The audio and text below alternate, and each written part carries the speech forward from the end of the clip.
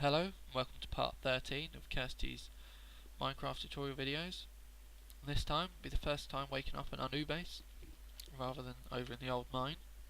As you can see straight away, I thought some lava would add a nice touch to the base. So this is the level below where the minecart comes in. I've built a little seating area. This is utterly pointless, I just did it because it looks funny. The way this is made, it's just the wooden steps with a sign on either side, so it kind of looks like a chair and a couch. And then that lava just kind of flows down, brings a bit of light to the area. It flows almost to the sea. I've got a nice picture of a skeleton sitting in something. I really don't know what that's about. But anyway, I've kind of got a little crafting area, some furnaces, some more infinite water.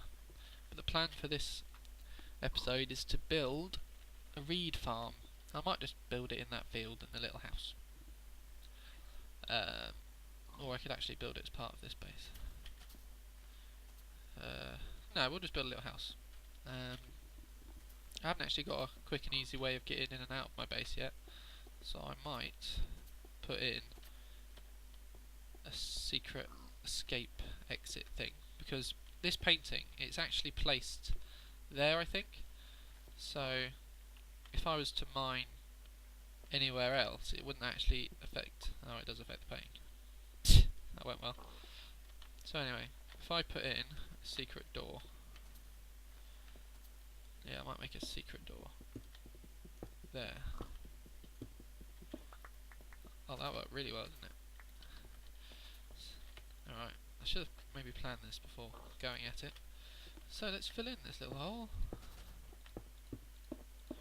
And we can fit a secret door here. And I think the painting goes there. This should still work. See if we can get outside without ending up back in my base. Yes. Secret. Although that's slightly in my base. It's fine. Don't panic. No. Just move that torch.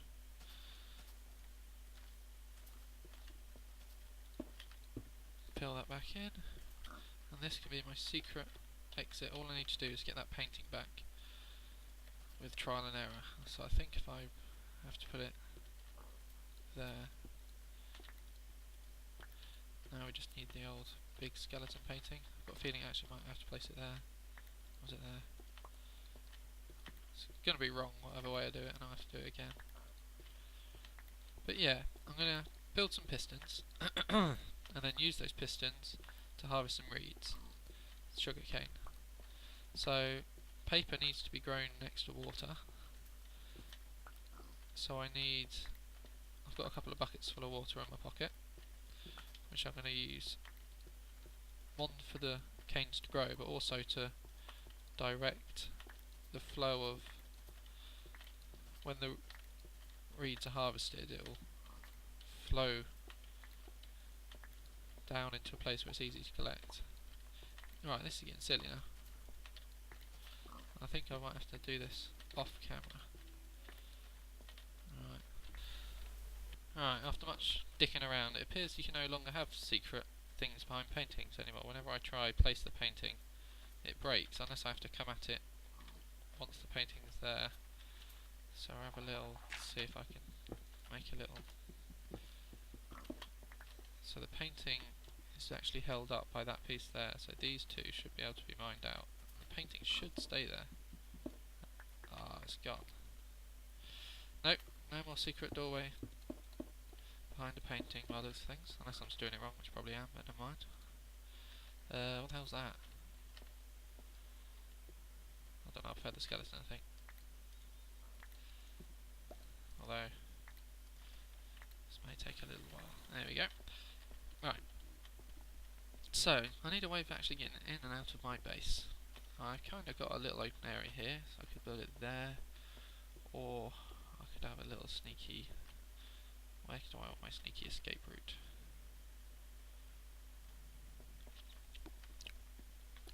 Wheel shall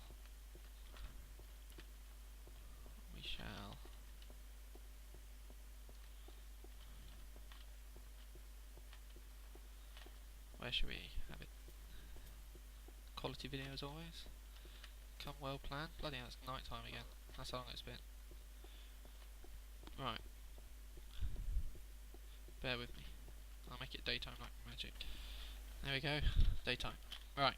We're just going to go outside the normal way with some pistons. It's always a good start. So reeds. So I'm going to plant 9 reeds so that when I harvest the top 2 blocks I get 18 at a time, and then that's a good nice number for making paper. So to make a piston, if I can remember, I think we want something that looks... I hope pistons stack, otherwise this is going to take up a lot of space. I think. Yeah, piston. Oh. Right. Oh, they stack. So 9 pistons.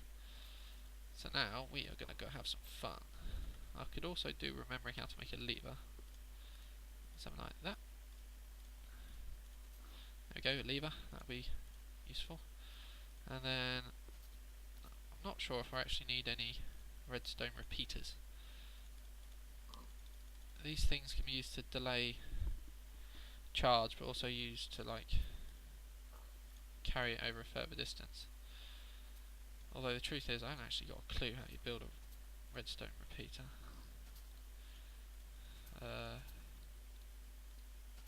Alright, you build it like that. So that's a redstone repeater. So I'll take a few of these with me. I've got a lot of stuff in my pocket. I'm not going to be needing that much wood. Everything else will be useful. Right, to the outside. My pretty map.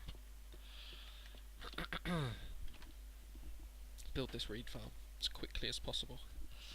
So the general gist is I'm going to need a trough of water, which is going to be what the reeds are growing against, and also what causes the harvested reeds to come towards me to be easily collected. And I'm also a lovely house, so let's build it here. I'm also going to need, oh, let's quickly just get the map out so it updates. There we go, explore the area. So I might do a bit of before and aftering with this. If I get to a fixed point, I should be able to give you a good little... If I was stare at that yellow flower, this should work quite well. So bear with me, this might actually work. It might not work, but hopefully this will be kind of montage of building, but we'll see.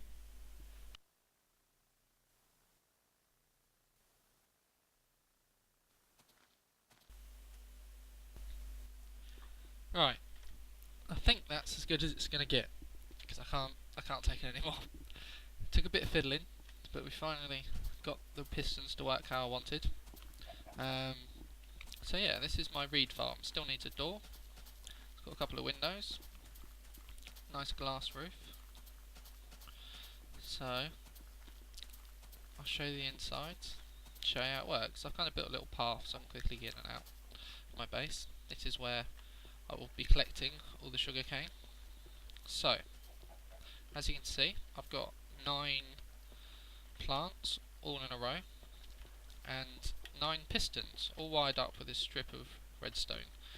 This has taken a surprisingly long time because I am rubbish with redstone. It's my first ever time using pistons, so this has taken many a Minecraft day to get it wired up correctly so that they all work. It's stupidly simple. You just need to run the redstone along the torch, along the top of the block next to the piston. But before I had the redstone going into the back and I was only doing every other one and I was having major issues.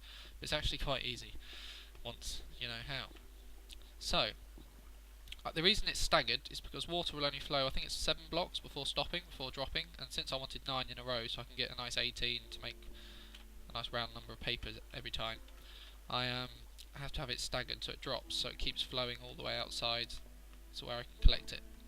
So what happens when I flick this switch, it provides power for this redstone which operates all the pistons, causing them to extend 1 block, which breaks the reed at the second block up, and they all fall into this water, hopefully. Thinking about it, I could do with maybe a row of glass on top of the pistons, and and that way the reed that breaks won't fall and just land on top of the piston. It will have to go into the water.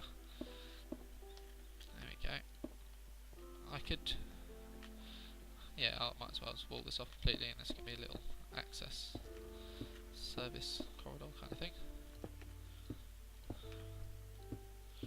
So yeah, when I flick this switch, with any luck, all this sugarcane should go flying into the water and flow outside to the collection point. So here goes nothing. So a lot of the sugar cane has gone into the water. Some of it is just sitting along the mud. No way to really fix that, I guess. I'll just go and pick it up. And now all this stuff that's in the water is flowing down to this little collection point here. So if I stand here, I'll just be collecting sugar cane. So 18. So that's it. So I've got 2 bits from each reed. So yeah, that's pistons. Extend and then back. Lots of noise. So yeah, as everything in Minecraft, this is pretty much pointless. I could just harvest it myself, but hey, it looks cool. A very useful feature of pistons, which I'll be using in the wheat farm, is reeds are resistant to water, but wheat isn't. So if water flows over it, it actually harvests it, and you get the wheat and the seeds. And you can use pistons as a kind of floodgate. So if you have the piston extended, but there's water behind it, it can't get past, and you flick the switch, and the water can flow. So you can use that setup to have it so you let your seeds, your wheat grow till it's fully grown, then you flick the switch, the piston retracts, and then lets water flow down over the entire farm, and it harvests all the wheat for you. You can have it all come into a collection point, which is kind of cool. Other useful things for pistons is when you find slimes. These are really rare monster. They only spawn in certain areas right at the bottom of the map. You can make sticky pistons. So if there was a block in front of this piston, it would actually push it and move it. I might have a little tutorial video after this one playing with pistons. But if you find slimes, kill them and get a slime ball, you can make a sticky piston. So when it retracts, it actually pulls the block back with it. So you can make all sorts of interesting things like retractable bridges or retractable staircases and fun stuff like that, which would be cool. But yeah, reed farm. All I need to do is whack on a door, whack on a sign. I'll quickly show you this little thing I made. It's rubbish, this little tunnel. I just got sick of walking around the front every time, and I obviously, as you know, gave up making a secret exit. So I need to stick a door either side. But now I have lots of sugar cane. So yeah, to make a cake, which is what uses sugar, you need milk. So to get milk, you have to have an empty bucket, and you right click on a cow and it milks it. You have a bucket full of milk. You need 2 of those, and I think you need 2 eggs, and you need some wheat and some sugar, and then you can make a cake. And cake is a strange food item. You don't just consume it like you would a pork chop. You actually place it as a block, and then you can eat it, I think like 4 times or 6 times, and each time it heals you a little bit. So it's just nice to have back at base, and you can just nibble on it, slowly heal yourself. So yeah, I think that's it for that video. Thanks for watching. Bye.